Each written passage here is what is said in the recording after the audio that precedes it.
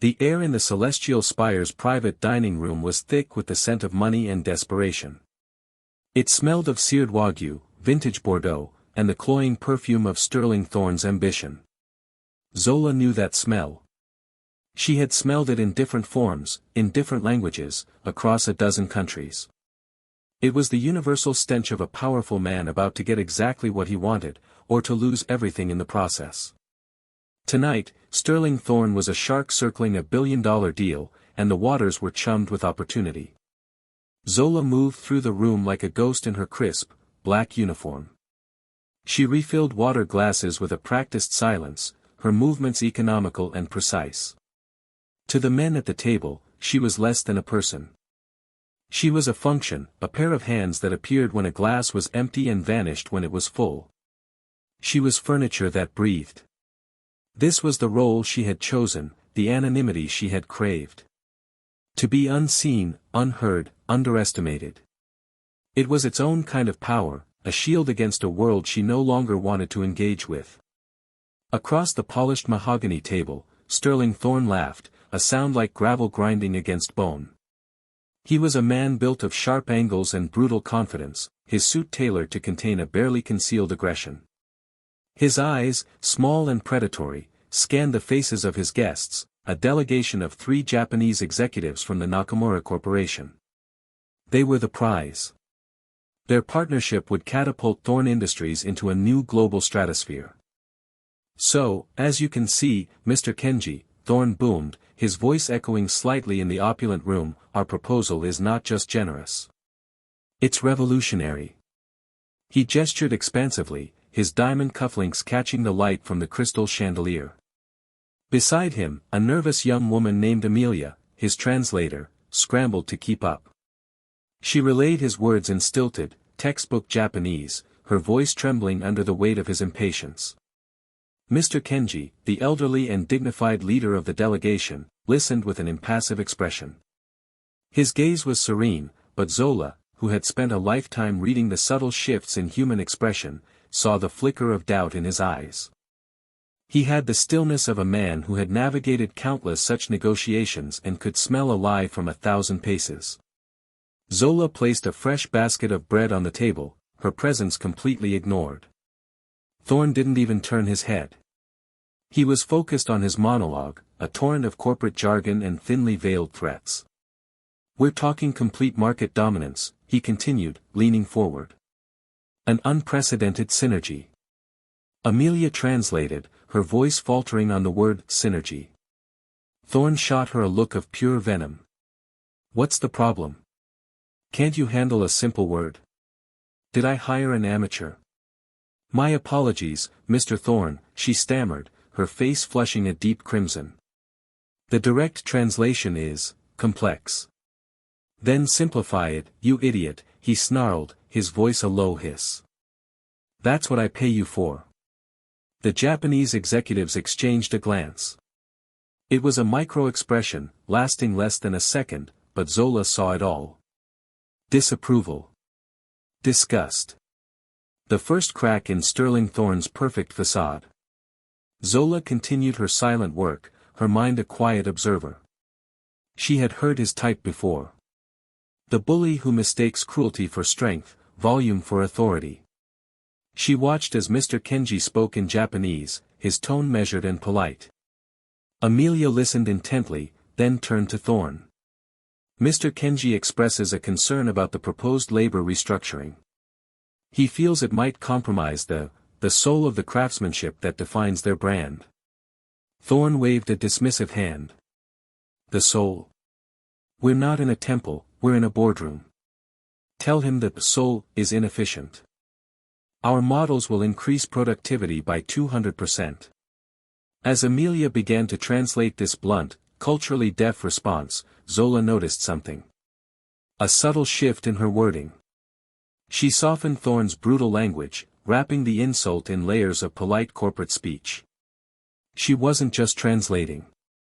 She was managing her boss's catastrophic lack of diplomacy. And she was failing. Mr. Kenji's polite smile tightened. Zola moved to clear a plate, her path taking her momentarily behind Thorn's chair. As she reached for the dish, Thorn, without looking, gestured impatiently for more wine, his hand knocking into hers. A few drops of red wine splashed onto the pristine white tablecloth. A tiny stain. A mortal sin in a place like this. The room fell silent. Thorn turned his head slowly, his eyes finally landing on Zola. It was the first time he had truly looked at her all evening, and his gaze was filled with a chilling contempt. "Look what you did," he said, his voice dangerously low. "Clumsy. Incompetent." He saw her black skin, her simple uniform, her quiet demeanor, and in his mind, he had her entire life story written. She was nobody. "I apologize, sir," Zola said, her voice steady and calm. Her lack of fear seemed to enrage him. He wanted her to grovel, to shrink, to validate his own towering importance. "Apologize," he sneered, his voice rising. "This is a billion-dollar negotiation, and I have to be distracted by the help spilling things like a child." He looked over at the Japanese delegation, a smug smile playing on his lips, as if to say, "See how I command my world." "It's probably for the best she can't understand what we're saying," he said, directing his comment to his own team members, who offered weak, sycophantic smiles. Her simple mind would probably melt. The insult hung in the air, ugly and sharp. Zola met his gaze. She did not flinch. She did not look away. Her stillness was a silent rebuke, a wall against which his arrogance crashed and broke. The onlookers were a silent jury. The Japanese executives watched, their faces unreadable masks of politeness that barely concealed their judgment. Thorn's own junior executives shifted uncomfortably in their seats, their loyalty to their paycheck warring with the basic human decency he was shredding before their eyes. No one spoke up. They were all trapped in the orbit of his power, complicit in their silence. Zola's unnerving calm was gasoline on the fire of his ego. He expected fear, tears, a frantic apology. He received only a quiet, dignified composure that seemed to mock his tantrum. "What's the matter?" he taunted, leaning back in his chair. "Cat got your tongue? Or do you just not have the vocabulary to respond?" He turned to Mr. Kenji, a performative smirk on his face. "You have to forgive the local staff. They're not exactly cosmopolitan." Amelia, the translator, looked as if she wanted the floor to swallow her whole. She did not translate the remark. Mr. Kenji, however, did not need a translation for the tone. He watched Zola, his intelligent eyes missing nothing. He saw the insult land, and he saw it fail to leave a mark. Intrigued, he spoke a short sentence in Japanese, his gaze fixed on Thorn but his words seemingly directed into the space between them. Amelia translated. "Mr. Kenji suggests we move on to the intellectual property clauses." But Zola had heard what he really said. It was a subtle probe. A test. Thorn, goaded by Zola's refusal to be broken, decided to escalate his cruel theater. He saw her as a prop for his own dominance. "Intellectual property," Thorn scoffed. "Before we get to that, let's have a little fun." He pointed a thick finger directly at Zola. "I bet this girl couldn't tell the difference between Japanese and Chinese. To her, it's all just noise, right?" He didn't wait for an answer. He was high on his own power, convinced of his invincibility in this room he had paid for. "I'll make you a deal," he said, his voice loud enough for the entire room to hear. He was playing to the crowd now, the master of the universe making sport of the serf. "Mr. Kenji will say his last sentence again. If you," he jabbed his finger at Zola again, "can translate it. Just that one sentence. I'll give you $1,000 tip. Cash." He paused for dramatic effect, letting the offer hang in the air. "But if you can't," he continued, his smile turning cruel, "you're fired. And before you leave, you will go to the men's room on this floor, and you will clean the toilets. With a toothbrush." The raw humiliation of the threat was designed to crush her. It was a public execution of her dignity. The room was frozen in a state of shocked silence. His own team looked horrified. The Japanese delegation was appalled.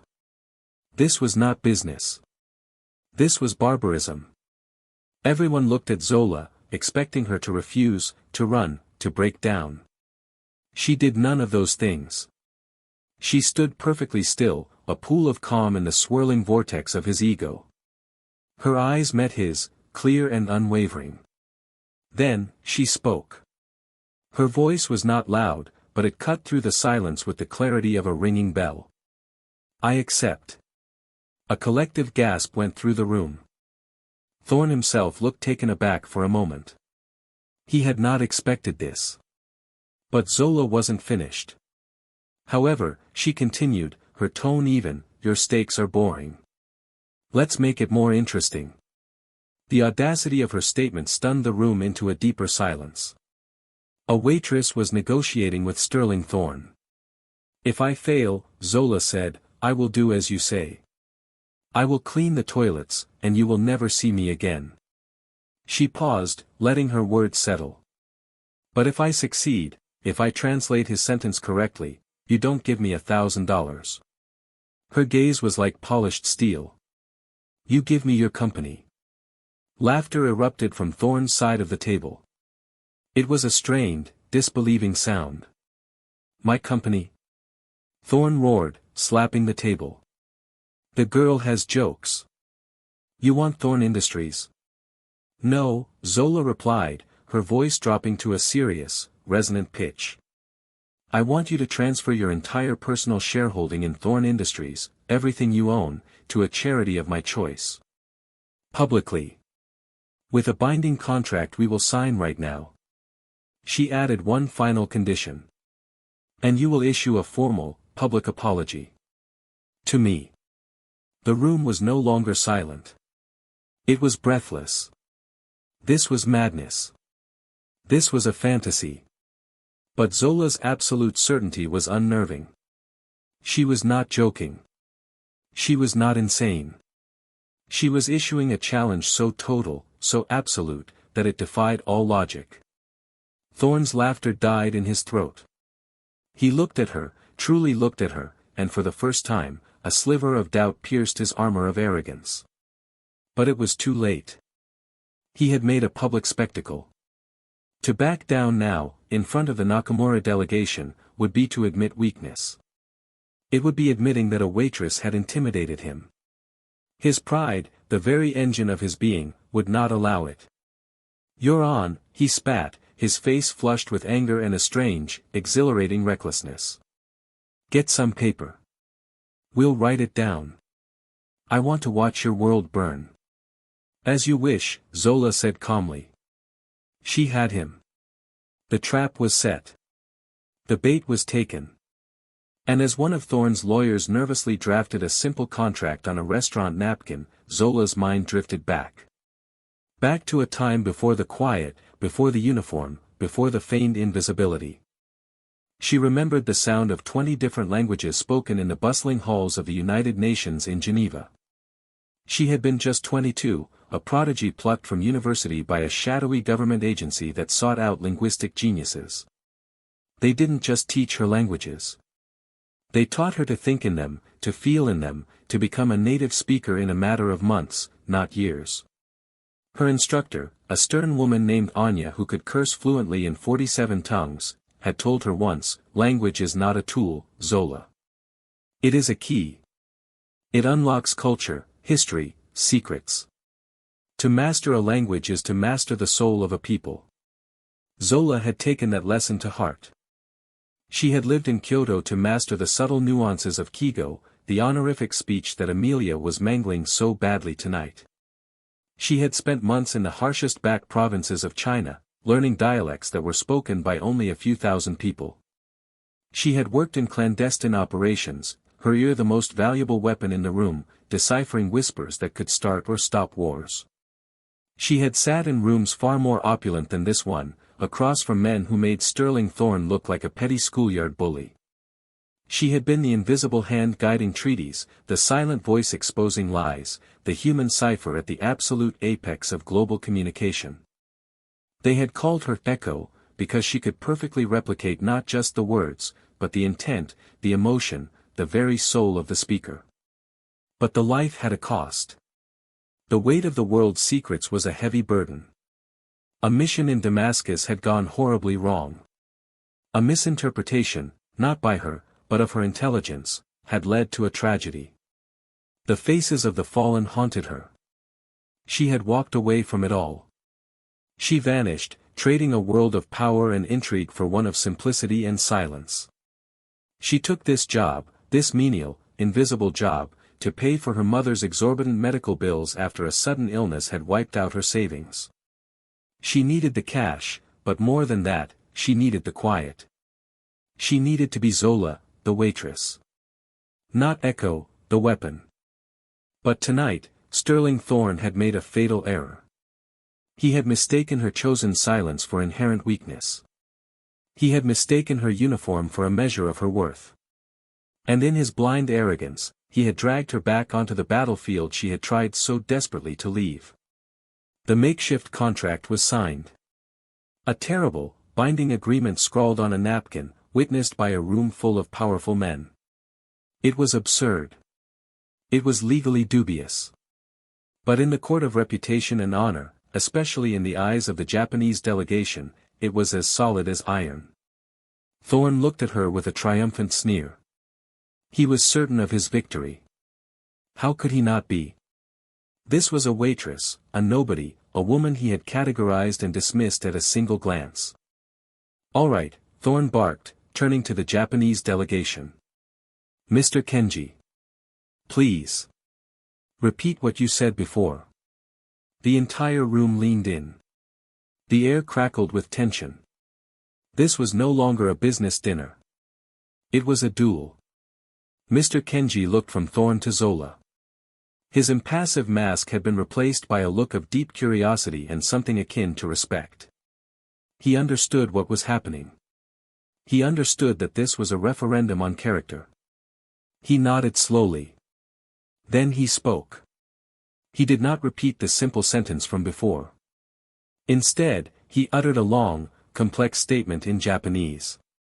It was not the modern, globalized Japanese of the Tokyo boardroom. It was a far more formal, almost archaic form of the language, dense with idiomatic expressions and layered with multiple levels of honorifics. It was a sentence designed to be understood only by a true master of the language and its culture. It was a sword, offered to Zola to either fall upon or to wield with skill. Amelia, the translator, went pale. She could not have deciphered that sentence in a week with a team of scholars. Thorne, oblivious, grinned foolishly, assuming the complexity was a sign of his impending victory. He looked at Zola. "Well? The clock is ticking. Get ready for the toilet brush." Zola closed her eyes for a single second. She let the sounds of the room fade away. She let the uniform melt from her shoulders. She let Echo return. She opened her eyes and turned, not to Thorne, but to Mr. Kenji. She gave him a slight, respectful bow, a gesture so perfectly executed that Mr. Kenji's eyebrows raised in surprise. Then, she began to speak. First, she translated his sentence into perfect, eloquent English. "Mr. Kenji," she said, her voice now imbued with a new authority, "observes that a bonsai tree that is forced to grow too quickly with harsh chemicals may look impressive for a season, but it has no strength in its heart and its roots will be shallow. He asks if your company values the fleeting spectacle of growth over the deep strength of tradition." The accuracy was breathtaking. The poetry of the translation captured the essence, not just the words. Amelia stared, her mouth agape. Thorne's stupid grin faltered, confusion clouding his features. But Zola did not stop there. She then turned back to Mr. Kenji and responded in the same formal, classical Japanese he had used. Her pronunciation was flawless. Her grammar was impeccable. Her use of kigo was that of a native-born aristocrat. The color drained from Sterling Thorne's face. This was not possible. This could not be happening. Mr. Kenji's face broke into a genuine, delighted smile. He replied to her, and a rapid, fluid conversation began between the elderly Japanese tycoon and the black waitress. It was a dazzling display. Zola moved through the intricate dance of the language with an effortless grace that left the entire room mesmerized. The mockery on the faces of Thorne's executives had turned to stunned disbelief. Disbelief turned to awe. They were not watching a waitress. They were watching a virtuoso. Thorne sat frozen in his chair, a statue of crumbling arrogance. His mind reeled, unable to process the reality of what he was witnessing. The woman he had dismissed as a simpleton was conversing with his target client on a level his own highly paid translator could only dream of reaching. After a few moments of intense conversation, Zola paused. She turned her attention back to the table at large, her gaze sweeping over the astonished faces. Her eyes finally settled on Thorne. The look in them was not one of triumph or anger. It was one of profound disappointment. For the past hour, Zola began, her English now crisp and precise, I have been listening to this negotiation.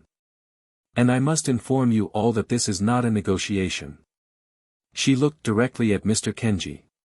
It is a betrayal. A nervous murmur went through the room. Thorne found his voice, a strangled croak. What are you talking about? Zola pointed a steady finger at Amelia, who looked as if she was about to faint. Your translator isn't translating, Mr. Thorne. She's betraying you. That's a lie. Amelia shrieked, her composure shattering. Is it? Zola's voice was cold as ice. Let's review. She turned to the Japanese delegation.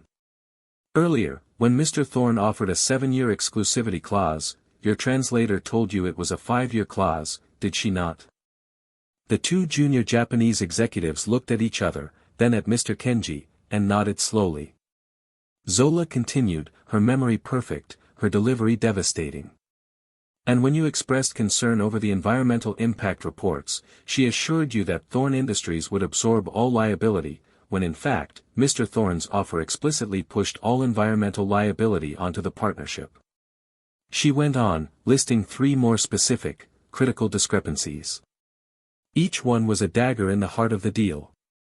Each one was a nail in Sterling Thorne's coffin.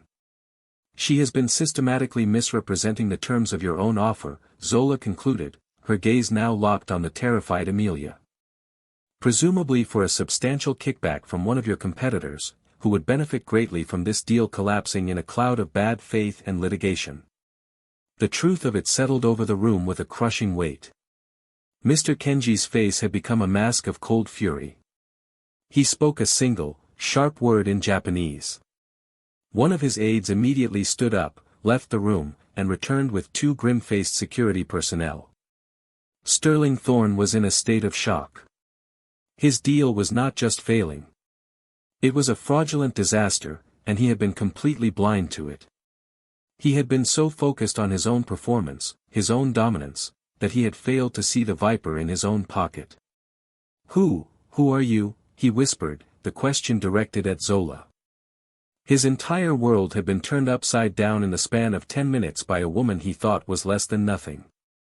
Mr. Kenji answered for her. He spoke in English now, his voice ringing with authority.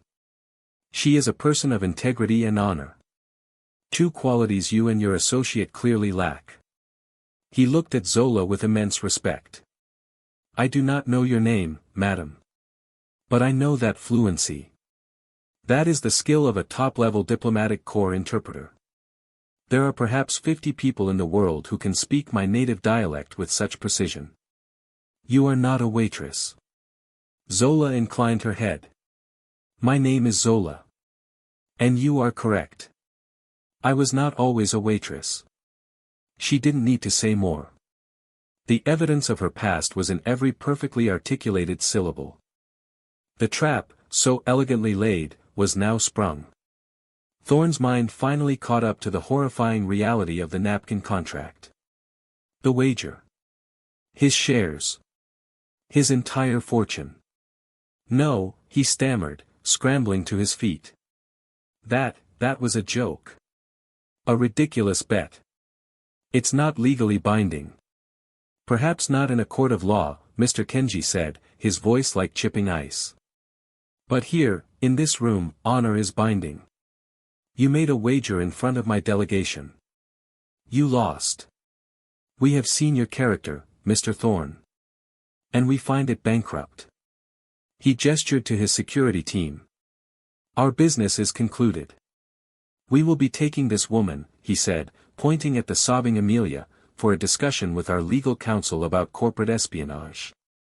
As for you, Mr. Thorne, I believe you have a contract to honor.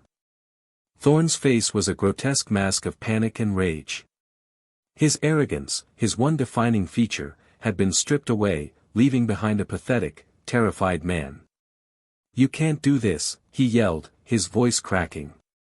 I am Sterling Thorne. I'll ruin you. I'll ruin all of you. He lunged, not at Zola, but at the napkin on the table, the crude document that held his doom. But one of Mr. Kenji's security guards was faster. The guard intercepted his arm with a calm, unbreakable grip. Thorne struggled for a moment, a wild animal caught in a snare, before slumping in defeat. It was over. He knew it. Everyone knew it. The restaurant manager, alerted by the commotion, appeared at the door, his face pale. Mr. Kenji's aide spoke to him in a low, firm voice. The manager nodded, then looked at Thorne with a new expression of contempt. Mr. Thorne, the manager said, his voice shaking with a mix of fear and righteous anger. Your presence is no longer welcome in this establishment. Please leave. To be thrown out of a restaurant he practically owned. The humiliation was absolute. Flanked by the unimpressed security guards, Amelia was led from the room, her sobs echoing in the hallway. Thorne stood alone, his suit looking suddenly cheap and ill-fitting. He was a king without a kingdom, a shark without teeth. He looked at Zola one last time, his eyes pleading, searching for an escape that did not exist. Zola met his gaze and delivered the final, quiet blow. True wealth, Mr. Thorne, she said, her voice filled with a calm, unassailable authority, is not measured in dollars. It is measured in dignity. In respect. In the integrity of your word. By that measure, you have been poor your entire life. You just didn't know it until tonight. She then turned to Mr. Kenji and his team. I will be in touch regarding the charity for the transference of the shares. May I recommend the International Foundation for Refugee Education? Mr. Kenji smiled. An excellent choice. He then offered her his business card. When you are finished with this chapter of your life, Miss Zola, call me. The Nakamura Corporation has great need of a person with your skills and your character. We would be honored to have you. And with that, they left, leaving Sterling Thorne to be escorted out of his own life by a bewildered restaurant manager. 6 months later.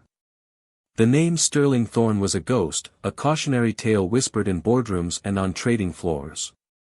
The public fallout from that night had been catastrophic. The story of the wager, leaked by one of Thorne's own horrified executives, went viral. The billionaire's bet, they called it. Forced to honor the contract under immense public and legal pressure from the Nakamura Corporation, Thorne had signed away his entire fortune. His company, built on a foundation of his aggressive personality, crumbled without him. Investigations into the attempted fraudulent deal with Nakamura uncovered a career's worth of corruption, insider trading, and unethical practices. He was ruined. His wife left him, taking what little remained. His friends and associates abandoned him, not wanting to be tainted by his spectacular disgrace. The last anyone saw of him, he was working as a parking attendant at a second-rate hotel, his expensive suits replaced by a cheap polyester vest. He had lost his wealth, his status, his family. But his true loss, the one from which he would never recover, was the loss of his own arrogance. He was finally forced to see himself as he was, a small, cruel man, hollowed out by his own pride. Amelia, the translator, had cooperated fully with authorities and testified against a rival corporation. She served a short prison sentence for her role in the corporate espionage, her career and reputation destroyed forever. Zola, however, had ascended. She had taken Mr. Kenji's offer. She was now the head of global communications and ethical strategy for the Nakamura Corporation, based in their Kyoto headquarters. She had moved her mother to Japan with her, securing the best medical care in the world. Her salary was astronomical, but the money was secondary. She had found a new purpose. She used her position and her immense linguistic talents to build bridges, to foster genuine understanding between cultures, to ensure that business was conducted with honor and transparency. The foundation she had chosen, the International Foundation for Refugee Education, had received a massive, game-changing infusion of funds from Thorne's liquidated assets. With it, Zola spearheaded a new program. The Echo Scholarship. It identified gifted young people from underprivileged backgrounds and gave them elite-level training in languages and diplomacy, creating a new generation of global citizens who understood that communication was about more than just words. It was about respect. Her actions that night in the restaurant had sent ripples across the world. She became a symbol of quiet strength, a living testament to the fact that a person's value is not determined by their uniform, their job, or the prejudices of others. The story served as a powerful reminder. A reminder that arrogance is a blindness that prevents you from seeing the true nature of the world around you. It teaches us that underestimating someone based on their appearance or station is a fool's gambit. For you never know when the quiet waitress serving your water might be the very person who holds the key to your world, ready to turn the lock and change everything, proving that true power lies not in the noise you make, but in the character you possess.